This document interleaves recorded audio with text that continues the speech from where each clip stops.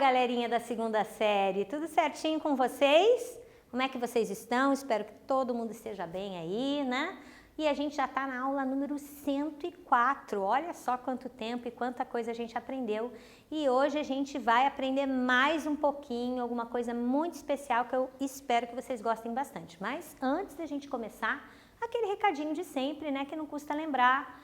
Assim que terminar, vai no Classroom, responde 2 questõezinhas que eu deixei para você. E se você não tem acesso ao Classroom, também não tem problema. Você faz no caderno, faz na atividade, leva lá na tua escola e também garante a sua presença. Vamos lá então? Vamos ver o que a gente aprendeu hoje? Opa! Objetivos da nossa aula. Ó, não são muitos. Vamos ler trechos de um romance compreensivamente. A gente já estudou um outro romance agora uns tempinhos atrás, né? Do Cristóvão Tesa, O Filho Eterno. Pois é, hoje a gente vai ler um outro. Localizar informações explícitas. Vamos inferir o sentido de uma palavra ou expressão e vamos inferir também uma informação implícita. Vamos identificar elementos que constroem essa narrativa. Vamos lá então? Vamos ver como é que vamos fazer esse trabalho?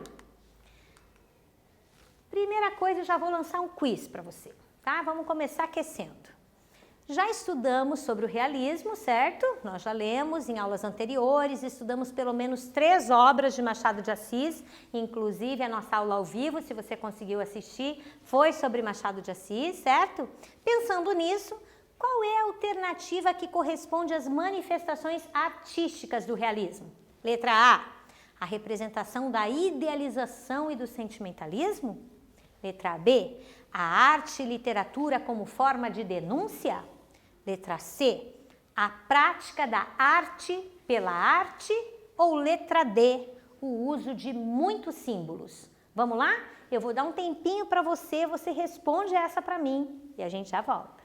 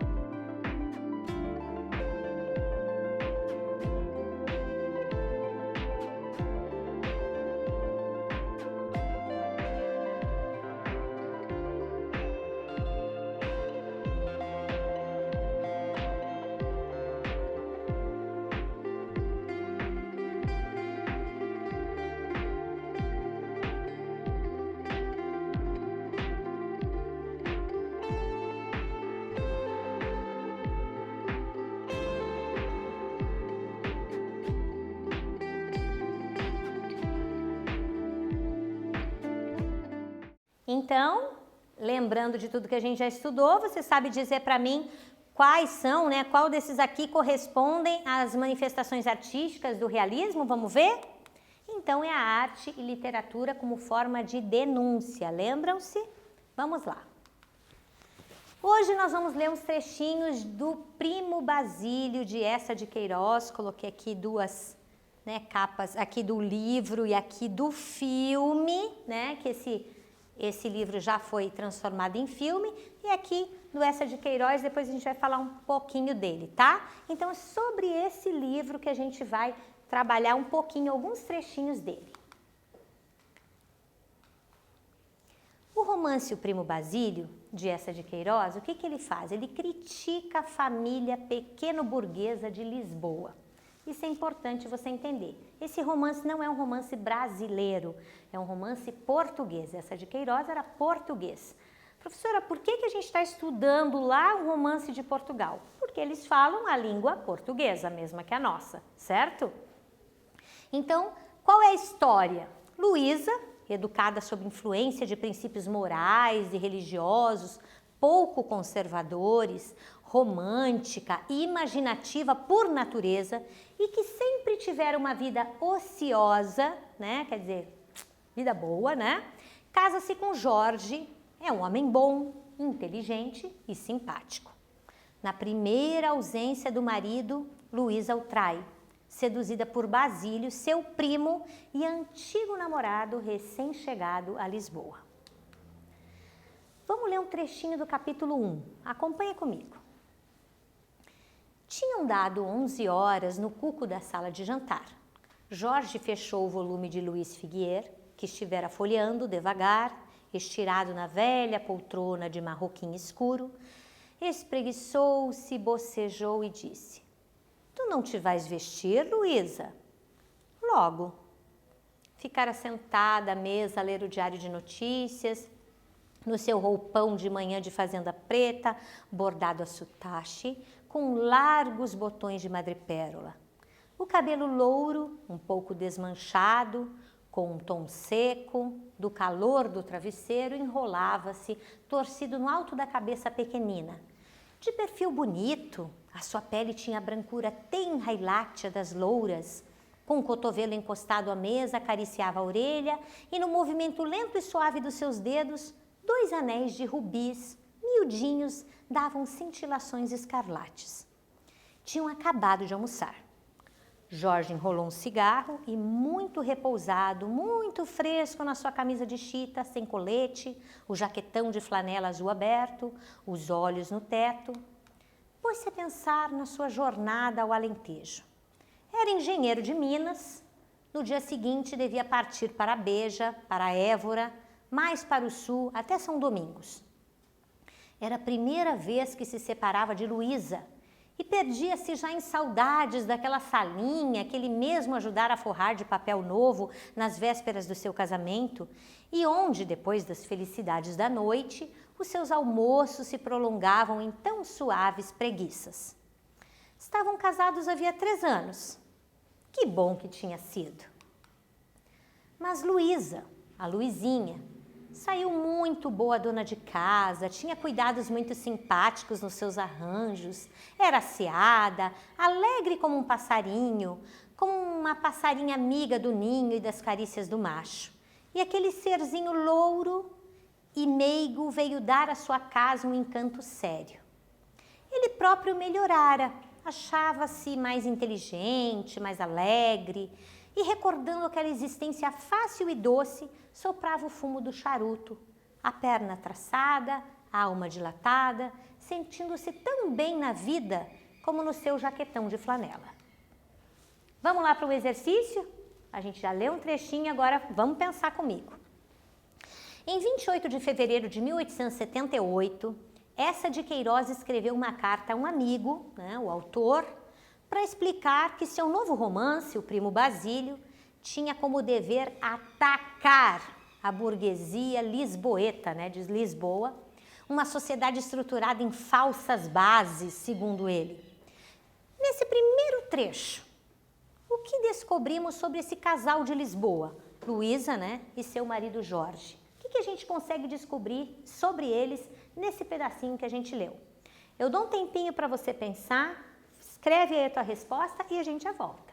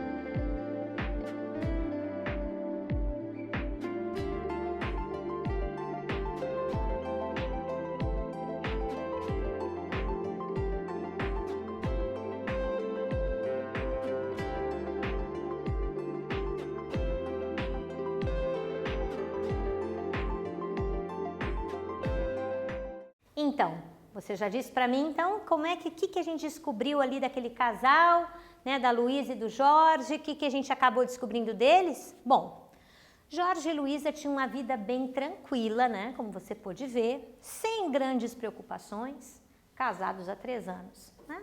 Estão ali bem tranquilos na sala, Jorge mesmo fala que estão numa boa, né, que a Luísa tá dando certo, que o casamento dele tá bom, que ele tá ficando até mais inteligente, né?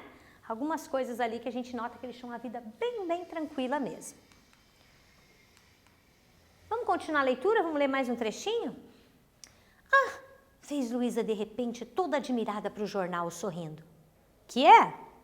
É o primo Basílio que chega. E leu alto. Deve chegar por estes dias a Lisboa o senhor Basílio de Brito.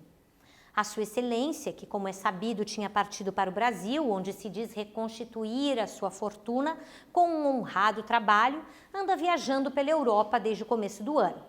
A sua volta à capital é um verdadeiro júbilo para os amigos.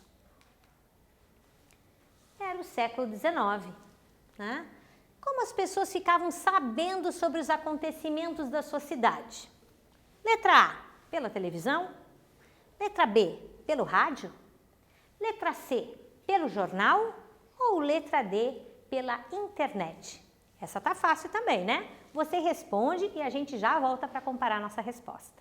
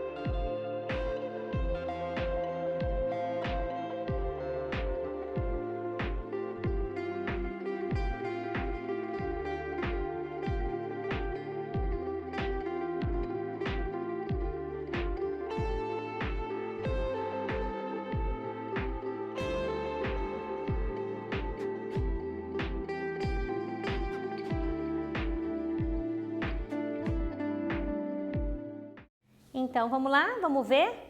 Como vocês sabem, no século XIX não tinha televisão, não tinha rádio, não tinha internet. Então, logicamente, a gente sabe que é pelo jornal. A gente vê que a Luísa estava lendo ali o jornal quando ela viu a notícia de que o primo dela, o primo Basílio, estava voltando para Lisboa, já que agora ele voltava com fortuna, era famoso e tal, né? O jornal até o chama de excelência, né? Vamos lá para o capítulo 3? Havia 12 dias que Jorge tinha partido e, apesar do calor e da poeira, Luísa vestia-se para ir à casa de Leopoldina. Se Jorge soubesse, não havia de gostar, não. Mas estava tão farta de estar só, aborrecia-se tanto. De manhã ainda tinha os arranjos, a costura, a toilette, algum romance. Mas de tarde... A hora em que Jorge costumava voltar do ministério, a solidão parecia alargar-se em torno dela. Fazia-lhe tanta falta o seu toque de campainha, os seus passos no corredor. Quanto a esse trecho, eu quero mostrar algumas coisas para vocês antes mesmo da gente mudar. Repare que ela está se vestindo para ir à casa de Leopoldina. Leopoldina era uma amiga dela, só que Jorge não gostava que fosse amiga dela. Então, ela só podia ir lá sem Jorge saber. Como ele estava viajando, já fazia 12 dias, né? Ela ia na casa dele. Mas ela disse que de manhã ela tinha coisas para fazer. Arranjos, costura, toilette e algum romance. Romance? Que romances são esses? Romances românticos que ela lia, né? Então, vocês sabem que antes do realismo a gente teve o romantismo. Então, ela passava tempos lendo esses romances, né? Era uma ledora de romances ali, tá? E de tarde, como ela não tinha nada para fazer, apesar de estar calor, ela queria passear um pouco. Continuando. Ao crepúsculo, ao ver cair o dia, entristecia-se sem razão. Caía numa vaga sentimentalidade, sentava-se ao piano e aos fados tristes, às cavatinas apaixonadas, gemiam instintivamente no teclado, sob os seus dedos preguiçosos, no movimento abandonado dos seus braços moles. O que pensava em tolices então? E à noite, só, na larga cama francesa, sem poder dormir com o calor, vinham-lhe de repente terrores, palpites de viuvez. Vamos lá para o exercício 2? Releia. Mas estava tão farta de estar só, aborrecia-se tanto. De manhã ainda tinha os arranjos, a costura, a toalete, algum romance, mas de tarde. Após a partida do marido, como Luísa se sentia e como ela ocupava o seu tempo? Pensa aí direitinho, a gente já leu o trecho, você já entendeu, eu dou um tempinho para você, você escreve e a gente já volta.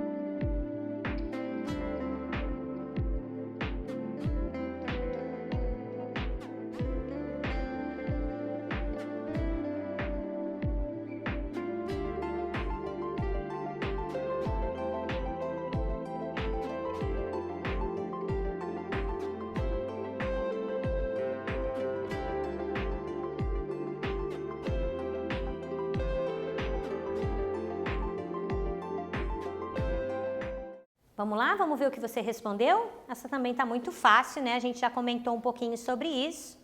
Mas ela se sentia-se entediada, né? Ocupava o tempo lendo romances, costurava um pouquinho, preparando a toilette, quer dizer, a ação de se arrumar, lavava, penteava o cabelo, se maquiava, passava um bom tempo, né? Se enfeitando, digamos assim, né? Visitava amigas, tocava piano e pensava em bobagens. Ela mesma fala, né? Quanta bobagem ela pensava ali, tá bom? Continuando a leitura. Luísa desceu o véu branco, calçou devagar as luvas de piau de suede claras, deu 2 pancadinhas fofas ao espelho na gravata de renda e abriu a porta da sala.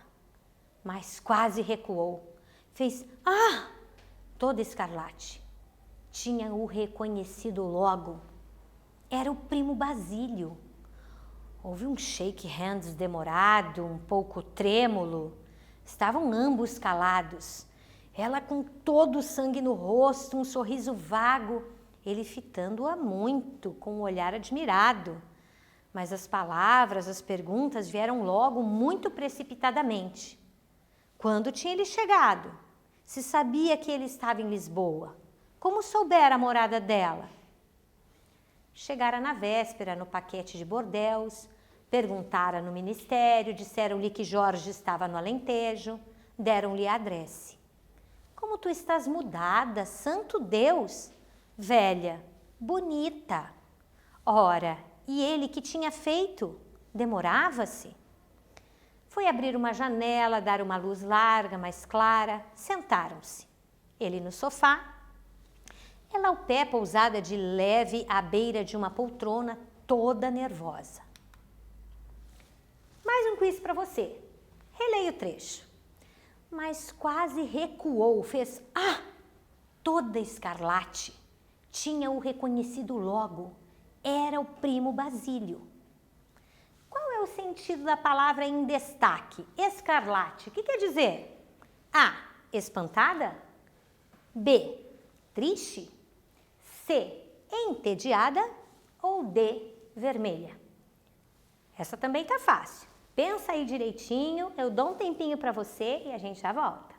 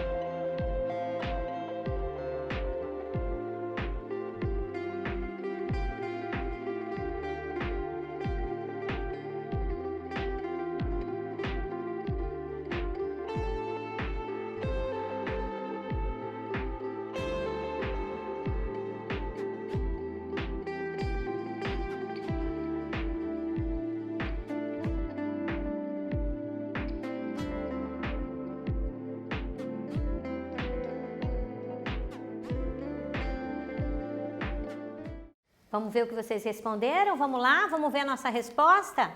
Então, na verdade, escarlate é vermelha. Ela ficou toda vermelha quando, né, viu o primo Basílio, que ela não estava esperando que fosse ele. A hora que ela abriu a porta ali, levou um susto. Observe que o romance ele traz expressões de outras línguas, né? Como o francês, luvas de pele de suede, né? E houve um shake hands demorado. A luva era de pele de suede ou um tecido derivado do couro, luva de camurça, né? E o shake hands quer dizer um aperto de mãos. Houve um aperto de mãos demorado, né? Então, a literatura ela é rica em uso das línguas, né? Então, normalmente aparecem ali expressões idiomáticas, né? Vários de outros idiomas e tal, para enriquecer ali a literatura, tá bom? Vamos lá? Vamos continuar mais um trechinho da nossa leitura? Luísa olhava-o. Achava-o mais varonil, mais trigueiro. No cabelo preto, anelado, havia agora alguns fios brancos. Mas o bigode pequeno tinha um antigo ar moço, orgulhoso, intrépido. Os olhos, quando ria, a mesma doçura amolecida, banhada num fluido. Reparou na ferradura de pérola da sua gravata de cetim preto, nas pequeninas estrelas brancas bordadas nas suas meias de seda. A Bahia não o vulgarizara. Voltava mais interessante. Mas tu, conta-me de ti, dizia ele. És feliz? Tens um pequerrucho? Não, exclamou Luísa rindo. Não tenho, quem te disse? Tinham-me dito. E o teu marido demora-se? 3, 4 semanas, creio. 4 semanas? Era uma viuvez. Ofereceu-se logo para vir ver mais vezes, paurar um momento pela manhã. Pudera não, és o único parente que tenho agora. Houve um silêncio. Mas tu ias sair, disse Basílio de repente, querendo erguer-se. Não, exclamou, não. Estava aborrecida, não tinha nada que fazer e ia tomar ar. Não saio já. Ele ainda disse, não te prendas. Que tolice. Ia à casa de uma amiga passar um momento. Tirou logo o chapéu. Naquele movimento, os braços erguidos repuxaram o colete justo. As formas do seio acusaram-se suavemente. Basílio torcia a ponta do bigode devagar e, vendo-a descalçar as luvas. Era eu antigamente quem te calçava e descalçava as luvas. Lembraste? Ainda tenho esse privilégio exclusivo, creio eu. Ela riu-se. De certo que não. Basílio disse então lentamente fitando o chão. Ah, outros tempos. E pôs-se a falar de colares. A nossa pobre sala de bilhar, cor de oca, com grinaldas de rosas, disse Basílio fitando-a. Lembraste das nossas partidas de bilhar? Luísa, um pouco vermelha, torcia os dedos nas luvas, ergueu os olhos para ele e disse sorrindo. Éramos 2 crianças. Basílio encolheu tristemente os ombros e com uma voz sentida, foi o meu bom tempo. Sabes que te trago presentes? Trazes? E os seus olhos brilharam. O melhor era um rosário, Um rosário, uma relíquia. Foi benzido primeiro pelo patriarca de Jerusalém sobre o túmulo de Cristo, depois pelo Papa. Mas, francamente, diz cá, pensaste que eu te viria ver? Ora essa, realmente se não viesse, zangava-me. És o meu único parente. O que tenho pena é que o meu marido não esteja. Acudiu Basílio, foi justamente por ele não estar. Luísa fez-se escarlate. Basílio emendou logo um pouco corado também. Quero dizer, talvez ele saiba que houve entre nós. Ela interrompeu. Tolices. Éramos duas crianças. Onde isso vai? Eu tinha 27 anos, observou ele curvando-se. Ficaram calados, um pouco embaraçados. Basílio confiava o bigode, olhando vagamente em redor. Vamos lá? Tem um exercício 3 aqui para você e eu quero que você pense sobre essa parte que a gente leu até agora. Vamos lá? Basílio é um homem fino, sedutor e experiente. O que ele deseja é conquistar a prima, que é romântica e sonhadora. Quais são as atitudes de Luísa que provam essa afirmativa? Então aqui eu afirmei, Basílio é um homem fino, sedutor e experiente. O que ele deseja é conquistar a prima, que é romântica e sonhadora. Quais dessas afirmativas aqui, que nós já lemos, provam que isso é verdade? Tá? Quais são as atitudes de Luísa? Ela era sonhadora? Ela era leitora de romances românticos como Emma Bovary? Muito realista? Fica vermelha diante do primo? Gosta de falar sobre seu namoro com o primo? Fica sem jeito com as lembranças? Então, tenho aqui algumas alternativas para você. Você pensa bem direitinho, marca aí e depois a gente volta para comparar as nossas respostas.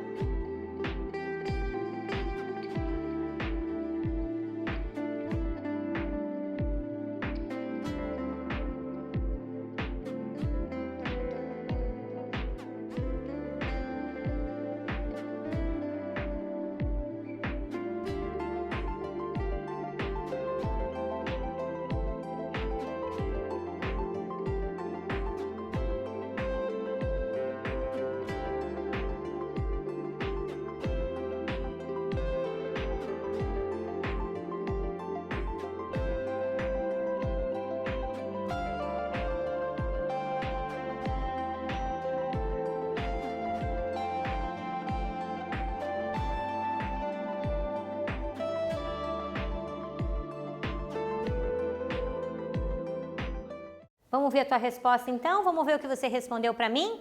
Essa também estava fácil, né? Ela era sonhadora, como a gente já viu. Ela fica vermelha diante do primo, que é uma outra característica, e fica sem jeito com as lembranças. Sempre que ele lembra, ela fica sem jeito, né? O Daniel Pennac escreveu um livro chamado Como um Romance, e ele fala de uma doença textualmente transmissível, né, que é o bovarismo, ou seja, o vício em ler romances românticos, aqueles romances, né, de idealização e tal, e ele fala que existe esse risco, né, de você se contaminar com essa doença aqui, que é o bovarismo. Já vamos falar um pouquinho mais sobre isso. O exercício 4 agora, o contrário. Quais são as atitudes de Basílio que provam que ele era um homem fino, sedutor e experiente? Vamos lá? Muito respeitador, elogia Luísa, dá um jeito de ser convidado a visitá-la novamente, não gosta de falar sobre seu namoro com a prima ou faz questão de falar sobre o namoro dos dois. Eu dou um tempinho para você e a gente já volta.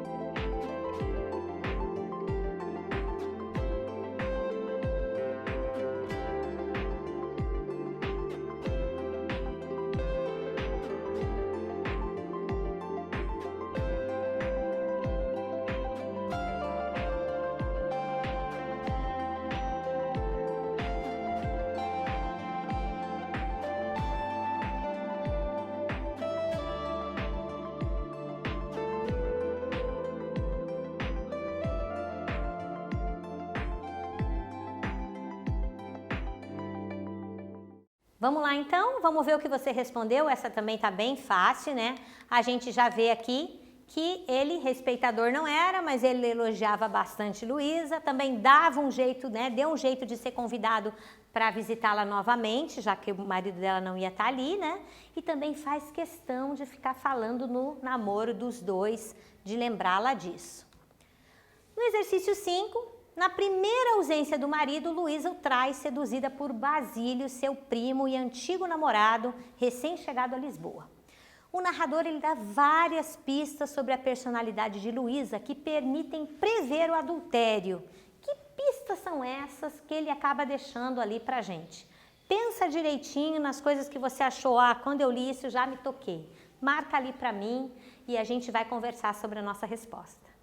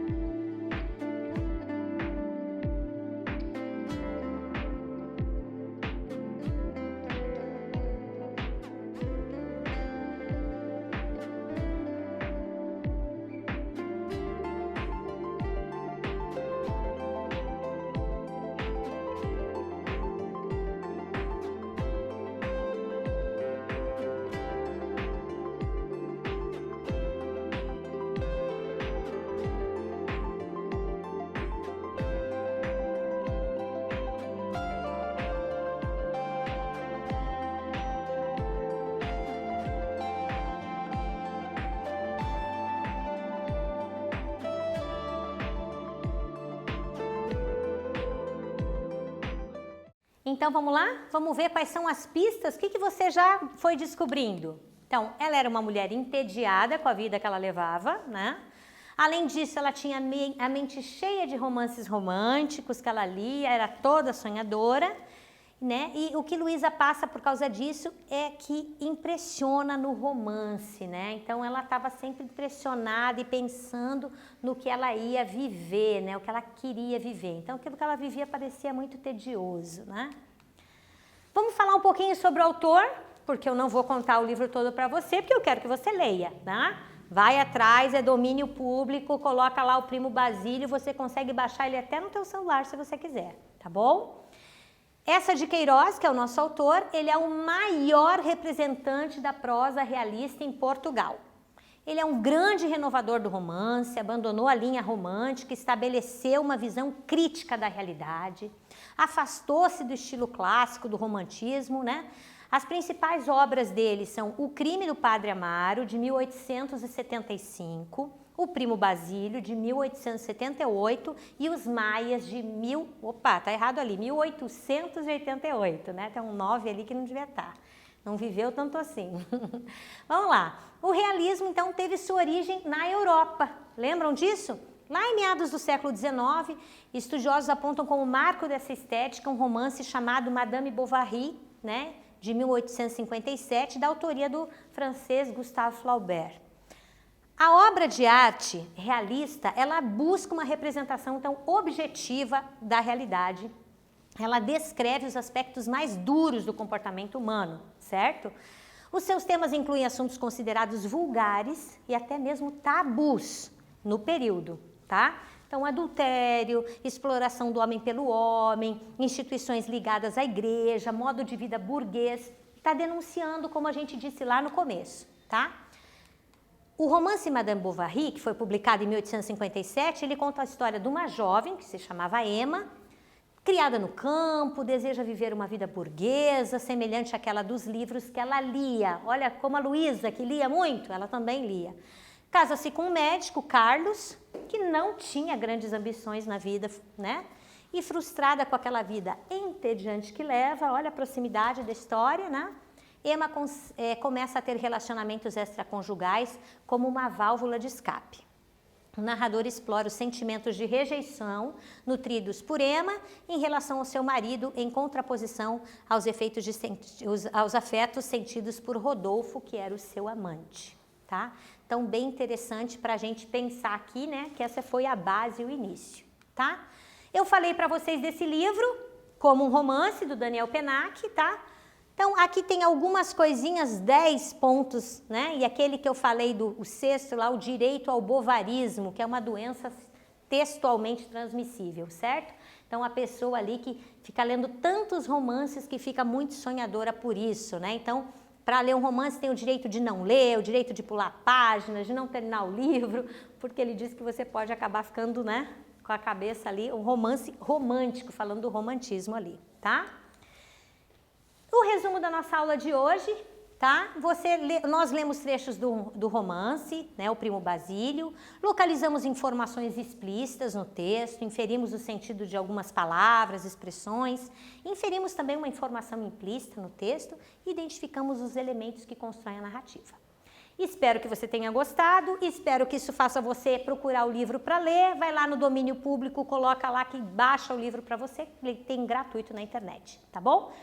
Tudo de bom para vocês, um beijo e até a nossa próxima aula. Tchau!